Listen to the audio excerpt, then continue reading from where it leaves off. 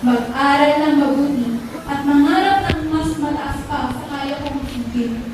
Pangarap ko ba ng araw ay maibigay ko sa kanila ang mga bagay na minsan ay wala kami.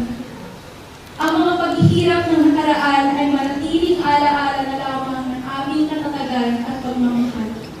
Kaya sa ating mga magulang, patuloy kayong maging tahanan kung saan maaari silang bumalik, magpahinga, at muling maniwala sa kanilang sarili. Sa lahat ng pag-aaral na sisibol sa araw na ito, mangarap kayo ng malaki, mangarap kayo ng matayo, at kasama ang inyong mga magulang, sabay-sabay ninyo itong abutin. Dahil pangarap ninyo ay pangarap din nila, at ang tagumpay ninyo ay kanilang araw-araw na panalangin. Ngunit sa pag-abot ninyo ng inyong mga pangarap, naway piliin ninyo mabuhay ng may kakayahan at mabuting pagkatao.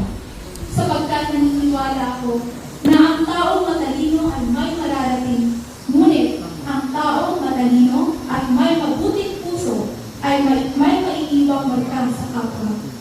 So let us all live with honor and be the kind of people who inspire excellence in others.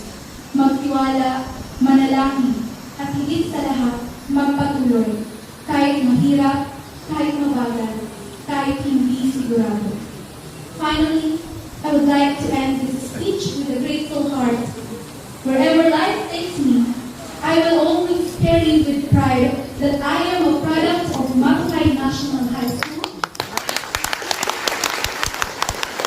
And as the line in our school hymn reminds us, let us all pledge our loyalty to our school from now to maraming salamat at isang mapagpalaya